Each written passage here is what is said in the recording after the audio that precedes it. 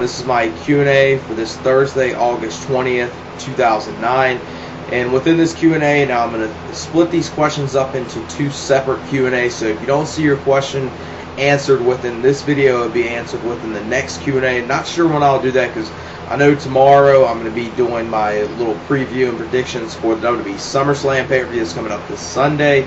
Might do it Saturday, but not quite sure. But I should start, saying when I do a Q&A video, say I'll, do it at some point instead of saying I'll do it this separate day. Because I did say I would do this Q&A last Friday or Saturday, I think, but something came up, couldn't do it. I didn't do it right then.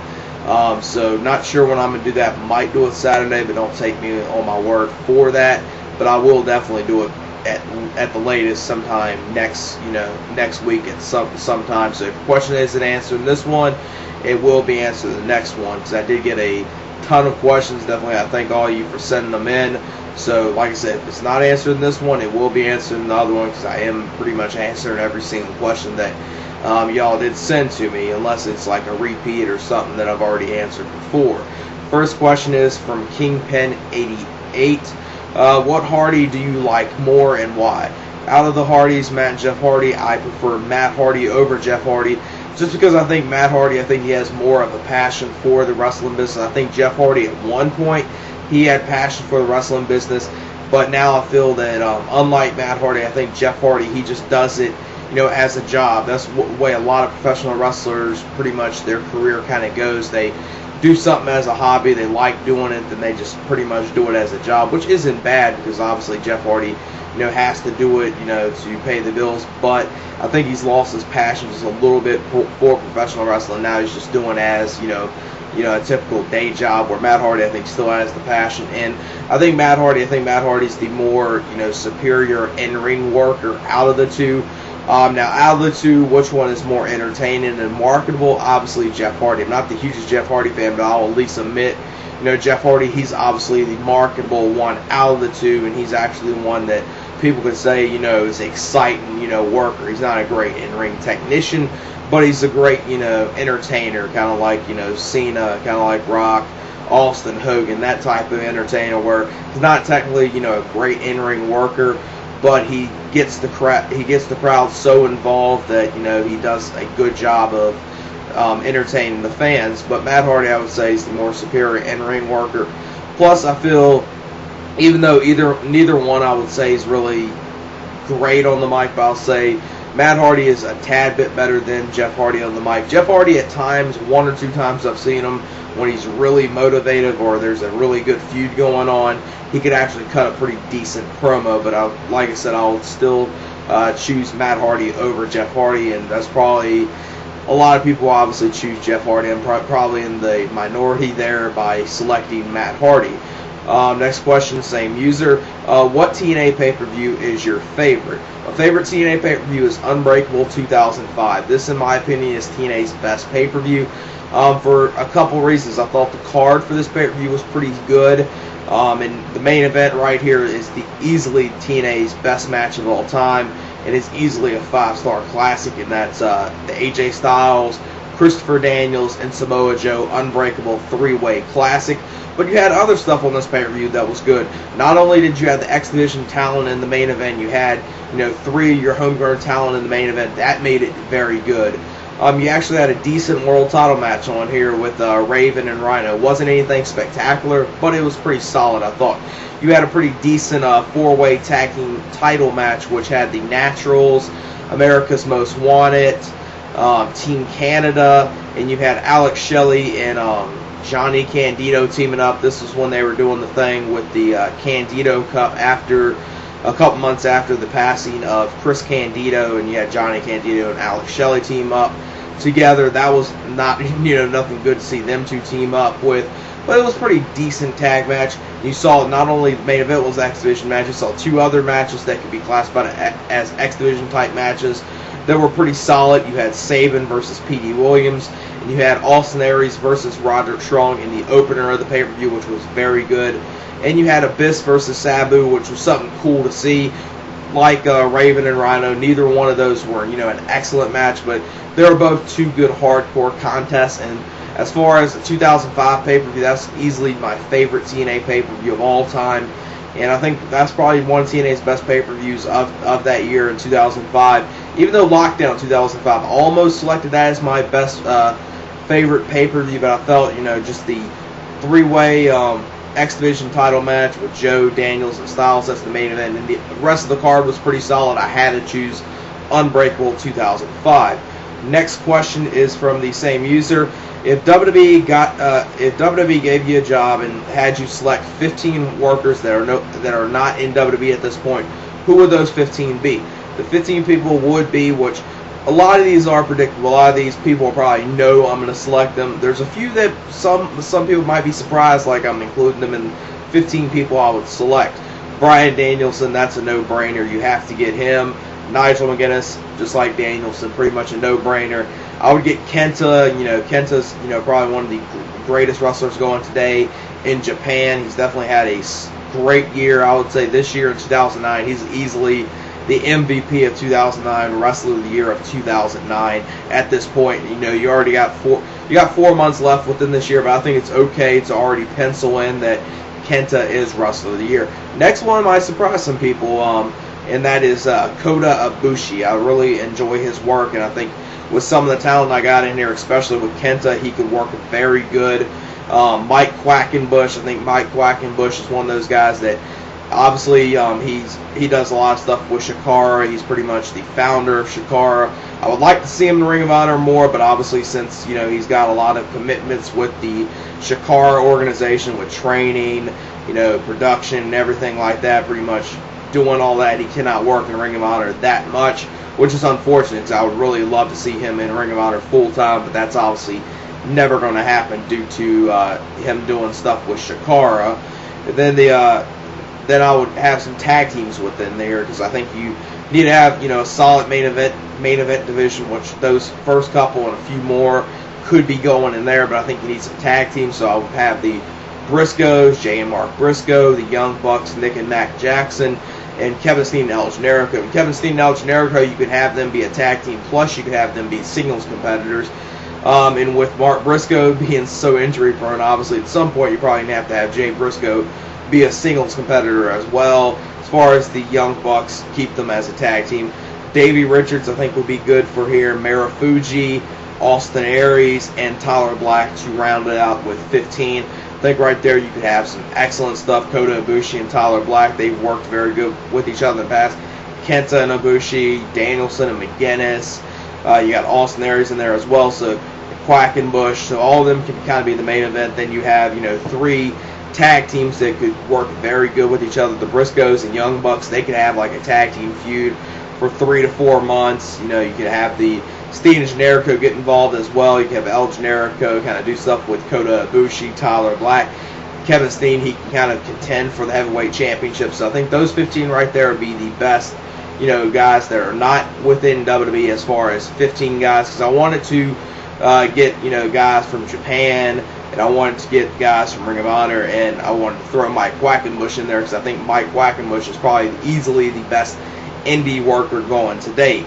Next question is next question is from BluggoBen01. I hope I got that username right. Would you like to see another feud between Austin Aries and Jimmy Jacobs, with Aries being a heel and Jimmy Jacobs being a face?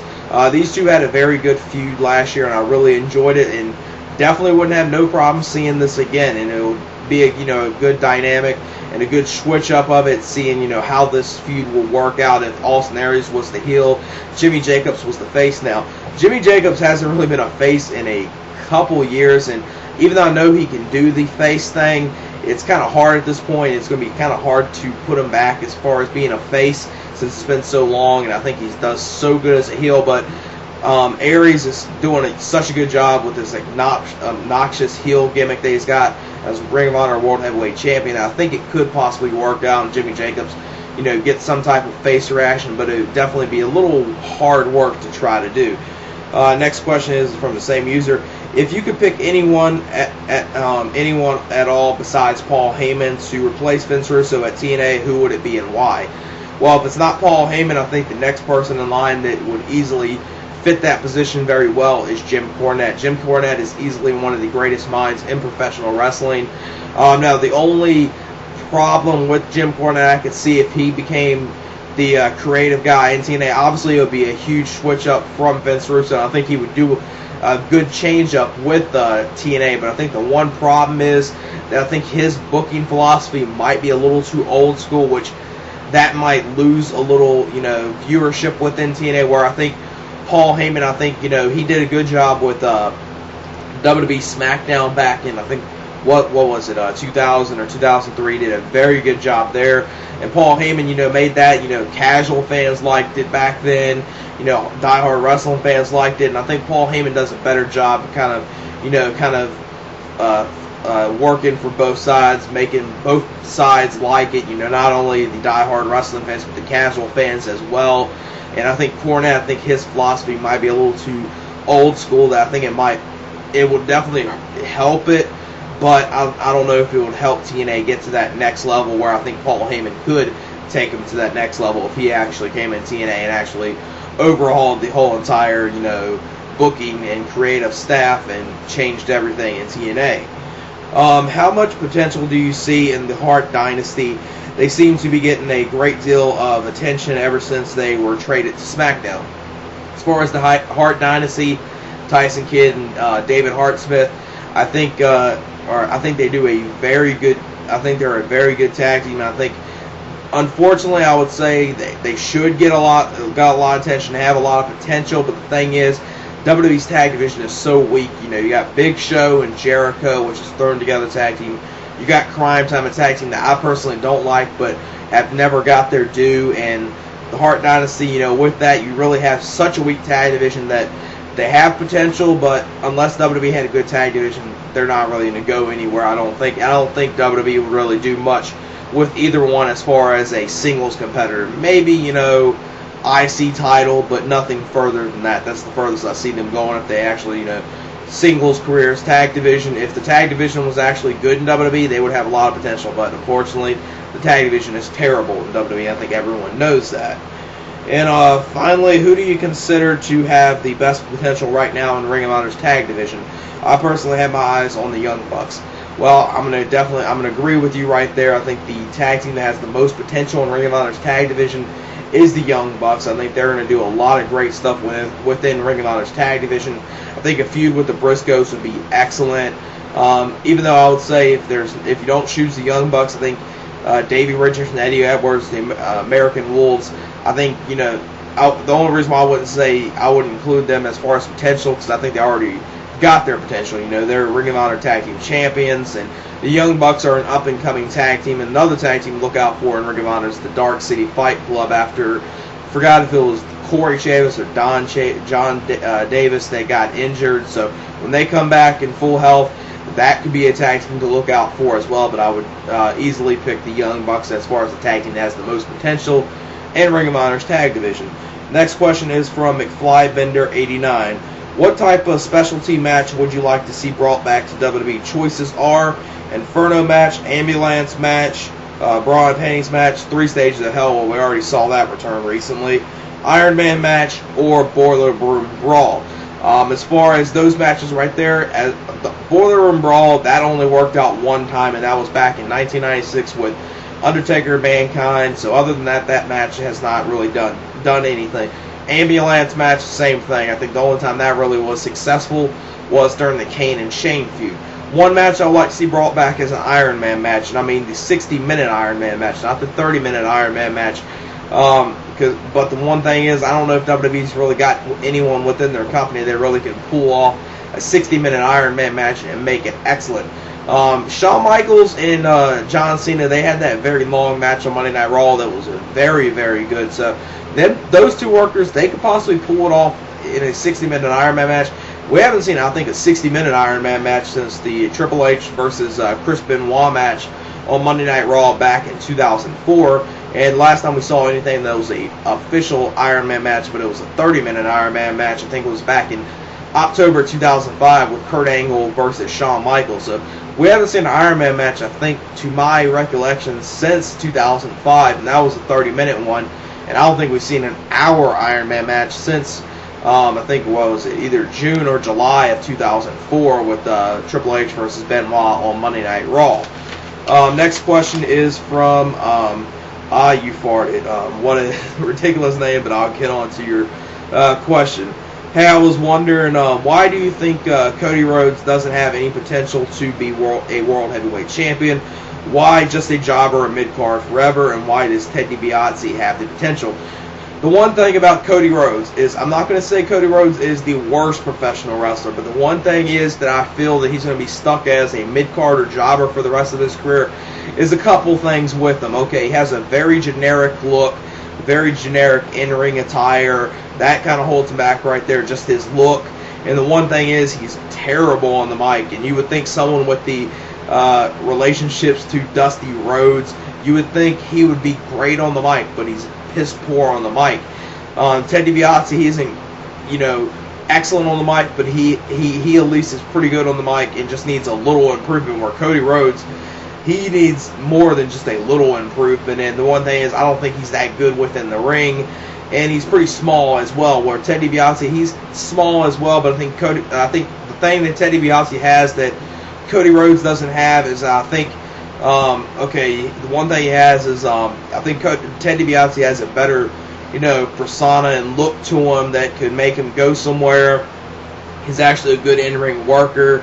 I've been pretty much a fan of him since, I think, either 06 or 07, whenever I saw him in Pro Wrestling Noah. And he's great on the mic as well, and he just needs a little improvement right there, but I think he definitely can work in the main event. I mean, he had a good match against Randy Orton on Monday Night Raw that pretty much, I think, they kind of looked away for now, but I think at one point you're going to see Ted DiBiase either turn on them or Cody Rhodes and Randy Orton turn on him and then have him go to the main events. Now, I think it will still be like a year and a half, maybe 2 years down the line until he actually will be contending for a World Heavyweight Championship. I just feel Ted DiBiase has a lot of potential with him, where Cody Rhodes just doesn't. I think, he doesn't have anything that looks anything other than, a very generic worker, generic look and everything, terrible on the mic. I don't think WWE would do much with him. Next question is from the same user. And also, when do you think Kofi Kingston will have a major push for the title? Now, a major push for a World Heavyweight title, that might be pushing it for Kofi Kingston. He is very over with the crowd, so that's the one thing that can really help him out. Guys like him and Evan Bourne are so over with the crowd that at some point, if they keep getting that reaction just within the mid-cards and they start getting more over than some guys in the main event, hey, just have them contend for it. They don't have to win the World Heavyweight title, but they can contend for it. Where Kofi Kingston, I think at the most he's going to contend for it. I don't ever see him winning the World Heavyweight Championship. And what do you see in The Miz? Is WWE trying to kill him for banning him from SummerSlam and Raw and losing to John Cena? Well, the one thing is WWE has done a bad job with this John Cena versus Miz feud.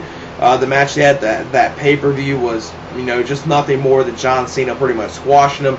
The match they had the following night on Monday Night Raw was the match that I was wanting to see on the pay-per-view, but you had the match on the pay-per-view already happening, so that kind of takes that away. They needed to book it in the match, kind of like they did with John Cena and Jack Swagger back in the month of April. Have it be a match where, obviously, John Cena goes over. You're not going to have The Miz go over in the match, but at least make it seem like he's credible, which is the one thing they didn't do within there. Now, they did the whole Calgary Kid thing where he got back on Monday Night Raw. Maybe, with him being back on Raw, maybe they will do something with him, but I was thinking after they did the thing, him getting banned from Raw and not being on there anymore, I think it would have been much better if he would have, switched brands to Smackdown or ECW, just because I think back on Raw, I don't think they're going to do much with him, but they'll have him do something with the U.S. title, but I don't think WWE's going to do much with him, unfortunately. I don't think he's a great worker or anything, but I think he has such a good character that I think you need to do a little more with him than just the mid-card division, I think. But it might be a little too early for the main events. And last question, will John Morrison be put into the title picture now, since he is getting such a big push and had such a great match with Jeff Hardy on SmackDown? If he doesn't go into the title picture, when will he be officially established as a main eventer? Now, right now, it's almost arguable. You could say he's almost established as a main eventer, but not an official main eventer right now. But I think, by the time of Survivor Series or Armageddon this year, I could see him going against CM Punk for the World Heavyweight title. Them two have very good chemistry with each other, so I don't think many people would have a problem with it. And they could, perform very good matches with each other. So I think sometime by the end of this year, you're going to see him contend for the world title. Now, do I think he's going to win the world title? No. I think the one thing they might do is have him win Money in the Bank next year, but have him cash it in like RVD did, have him cash it in an official match, and maybe win the world title sometime next summer or the end of next year, because I think right now it's looking like WWE is slowly pushing him to that. I don't think he's just going to be contending next year for the title. I think next year you could easily say he's probably going to be World Heavyweight Champion on the Smackdown brand. Obviously, you got guys like Undertaker on there, but Undertaker puts over, the young guys, and, he doesn't have no problem with that. So with that right there, John Morrison's definitely going to be probably a world champion sometime within the next year and a half on the Smackdown brand, maybe even sooner. Next question is from the Phenom 8809. Do you think WWE and TNA should allow more wrestlers to write their own promos and be more involved in their storylines, or do you think that would hurt the product? Now, the one thing is you don't want to have a wrestler have creative control and be like Hulk Hogan, but I think wrestlers do need to have more freedom with, their promos. Don't have it be so scripted. It really hurts the art of the promo. It just needs to be like, just give them a few bullet points. I know Paul Heyman felt like this, and Gabe Sapolsky felt this way, where wrestlers don't necessarily need to have scripted promos. Have them just have bullet points. Like, for example, if someone's going against John Cena, you'd have the bullet point John Cena pay-per-view and something else, and just have bullet points and have the wrestler just go off that and flow with that, and it comes off more genuine and original like that, other than having a scripted promo that just sounds, so scripted where it comes off very bad. But as far as involvement in storylines, they could have a little say-so in it, but not to the level where they have creative control. Next question, do you watch ECW, and if so, which of the new superstars on that show do you think has the most potential? Don't really watch ECW, but I have seen some of the matches of some of the newer guys that have been brought into WWE on the ECW brand, and I've seen some of them in FCW as well. As far as the most potential, I think Yoshi Tatsu, I think he has the most potential, and I think he's going to be the guy out of there that's going to be the shining light on ECW. Sheamus O'Shaughnessy, I've seen some of his stuff in FCW. He doesn't seem bad, but just the whole Irish gimmick, I understand why they give it to him, but that thing might kind of hold him back a little bit. The typical Irish gimmick, very stereotypical Irish gimmick, that might hold him back a little bit. But he actually isn't too bad. He's better than some guys that are probably within WWE. I'll at least give him that. But he's not anyone that's great, I don't think. Do you think Mick Foley has tarnished his legacy by what he is doing in TNA? I don't think Mick Foley has really tarnished his legacy. I think the one thing is TNA has made their World Heavyweight Championship a laughingstock and a joke with him coming in and winning the World Heavyweight Championship.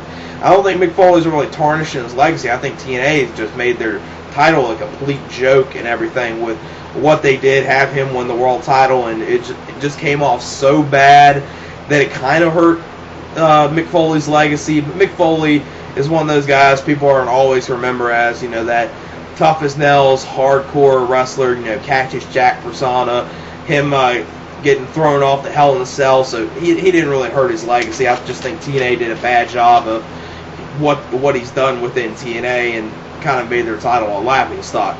Next question is from Bears Lover 92. What do you think of TNA not giving two shits about the X Division? I know they have the Asylum match at Hard Justice, but they dropped dropped a title match from an anniversary show of Impact for an extra 3 minutes of a dragged-out women's match and a video package that wasn't needed for hyping the Morgan and AJ Styles match. Really, TNA, really, I gotta agree with you right there. TNA just hasn't really give two shits about the X Division, which is a sad thing. They haven't done anything good with the X Division. Now, the one thing at the last pay-per-view, I was hoping that they would have had Homicide go over Samoa Joe and kind of give some credibility back in the X Division right there with someone like Homicide defeating a guy like Samoa Joe. That would have gave Homicide a lot of credibility and the X Division credibility. Now it's just Samoa Joe. It's a huge step back for him holding the X Division Championship. Maybe, you know, Christopher Daniels defeating Samoa Joe for the X Division Championship. Maybe someone like Christopher Daniels can bring a little prestige back into it and a little meaning to it. But TNA has done so bad with it, I don't know if they could. But it's not, I guess it's not too late to try something with it. But Daniels is going to have an excellent title reign and have a very lengthy title reign to gain any prestige back into that title. Is it time for the WWE to bring back the Cruiserweight title? Because guys like Brian Kendricks and Jamie Noble are never going to get a proper push unless they are just incredibly good like Evan Bourne or Rey Mysterio. Vince doesn't like small guys going for mid-card titles, and I think it's time for the Cruiserweight title to come back. What do you think?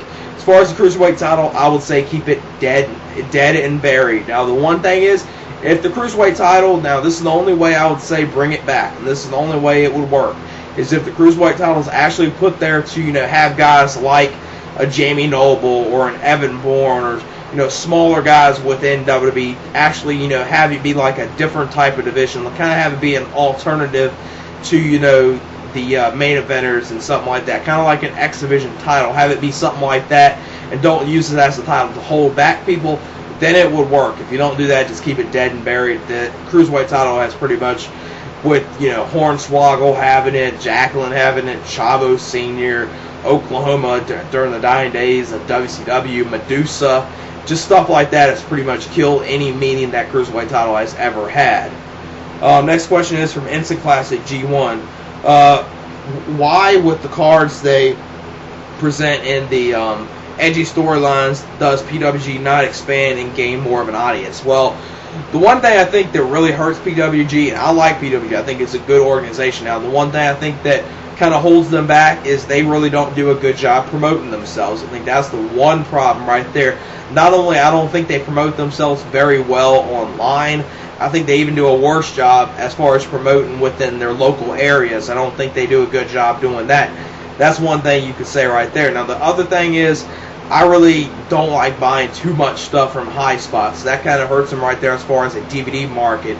Hopefully, you know, Ring of Honor, they start carrying all of their, you know, I know Ring of Honor starting carrying PWG stuff, so that's definitely going to help them out. Hopefully they start carrying, you know, all the newer shows. They start doing that, I'll actually check PWG out more frequently. It's just, you know, High Spots and ordering from their, you know, their own website.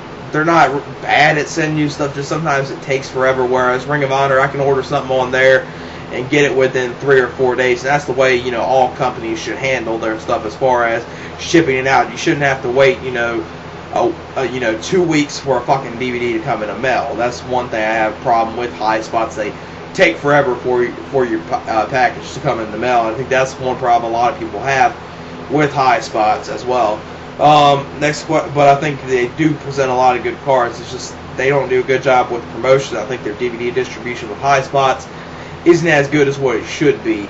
Next question is from Random1110. Do you think people will still watch WWE after Vince McMahon dies, and who do you think will take over? As far as that, yeah, people are going to watch WWE after Vince McMahon dies. WWE is pretty much going to be always around. If pro wrestling's around, WWE is going to be around, because if WWE dies, pretty much professional wrestling dies, I think, if WWE goes out of business, unless TNA somehow, you know, gets 4 to 5 million more viewers, which is probably impossible for them to ever do. But WWE is always going to be around. Unless professional wrestling dies, WWE is always going to be around. Who will take control? I think that's a no-brainer. I think everyone knows who it's going to be. Triple H and Stephanie McMahon will be the ones to take over, and I think that's not a bad thing. Triple H, I think, you know, after he's not an active wrestler, I think he has a good mind for the business. I think he would handle WWE pretty good. He might even handle it better than Vince McMahon. I just think it's bad for him to have too much control while he's an active performer and he can control what he does in the ring. That's one thing that's really bad, you know, when someone has that much control. Just look at what WCW did with Hulk Hogan. That just proves that wrestlers shouldn't have too much control of what they can do while they're an active performer. when they're not an active performer, hell, they can book whatever way they want then, since they ain't going to have say-so in what they're going to do and how they're going to put themselves over. Do you think 3 to 5 years down the line, if Brock Lesnar becomes one of the best heavyweight champions of all time in UFC, and will most MMA fans will forget about his WWE career? No, that's the one thing that will never happen. MMA fans are always, no matter how much success Brock Lesnar has within mixed martial arts and the UFC, no matter how much success he has and how good he does, they're always going to take shots at him being a former professional wrestler for WWE. That's never going to disappear, and it will never disappear, and they will never give him credit. He could pretty much go undefeated for the next 3 to 5 years, never lose to anyone, but some MMA fans are still be against him and say, oh, he got lucky this time, or something like that, They'll come up with some type of claim why he was able to win that time. Next question is from the same user. Last one from random1110. Do you think WrestleMania should come to the United Kingdom or anywhere outside of North America? I think that'll be an interesting thing to happen. Now, the one thing is that kind of hurts them from going outside of North America is the time difference, because obviously if they go to the United Kingdom, the one thing is, okay, if you do that, obviously you'll have to air it earlier if you want to do a live pay-per-view. Obviously they're not going to do a tape pay-per-view for WrestleMania, so they're going to do it live. If they did that, they would pretty much want to have to do it like at I guess 3 p.m. Eastern Standard Time, 12 p.m. Pacific, because obviously you don't want to do a pay-per-view earlier than 12 Pacific right there, and 3 p.m. Eastern Standard Time. Then that would be 8 p.m.